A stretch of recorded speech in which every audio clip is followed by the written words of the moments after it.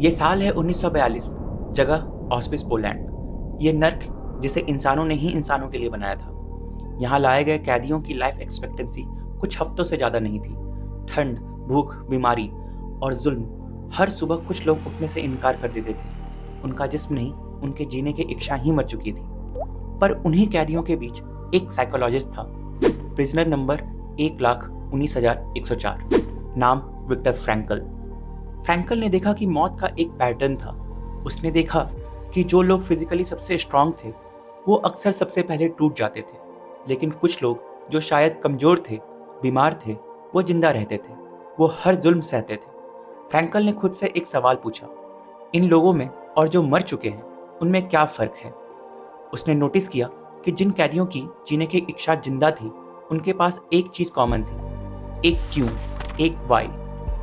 एक प्रिजनर जिंदा था क्योंकि उसे बाहर निकलकर अपनी बीवी से मिलना था। एक दूसरा प्रिजनर जिंदा था क्योंकि वो एक साइंटिस्ट था और उसे अपनी अधूरी किताबों को पूरा करना था। और फ्रैंकल, वो खुद इसलिए जिंदा रहा क्योंकि उसने मन में एक मकसद बना लिया कि वो यहाँ इंसानी दिमाग को स्टडी करेगा और जिंदा रहकर दुनिया को बताएगा कि उसने क्या सीखा है।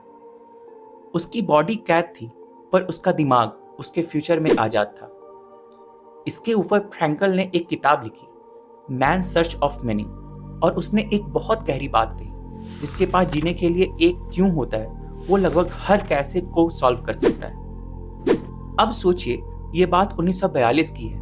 आज हमें देखिए, हमारे पास छत है, प्लेट में खाना है, फ़ोन में इंटरनेट है, हम आज़ाद हैं। तो फिर हम इतने एम्प्टी क्यों हैं? हम स्टक क्यों फील करते हैं? हम संडे की शाम को उदास क्यों हो जाते हैं? ये सोच कर ही कल फिर से मंडे है, क्योंकि हमने अपनी पूरी लाइफ कैसे पर फोकस कर दी है।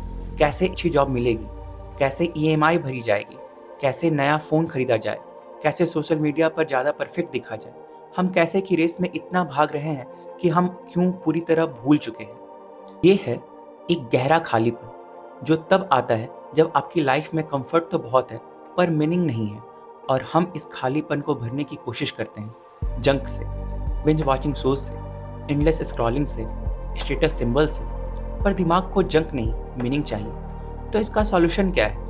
अपना क्यों ढूंढना। फ्रैंकल कहते हैं ये क्यों 3 चीज़ों से मिलता है। एक, काम करके कोई ऐसा प्रोजेक्ट या काम करें जिसे आप दुनिया के लिए ज़रूरी मानते हैं। किसी से प्यार करके, सिर्फ रोमांटिक नहीं बल्कि किसी इंसान की भलाई के लिए डीपली केयर करना। और तीसरा, एक एटीट्यूड से, जब आप हालात नहीं बदल सकते तब उन हालातों के प्रति आप अपना नज़रिया बदल सकते हैं। तो अगली बार जब आपको अपनी लाइफ बोरिंग, बेमतलब या स्टक लगे तो नए फ़ोन या अगले वैकेशन के बारे में मत सोचिए।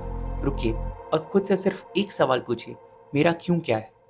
क्योंकि जब आपका क्यों क्लियर होता है तो कैसे की चिंता दिमाग खुद ब खुद कर लेता है।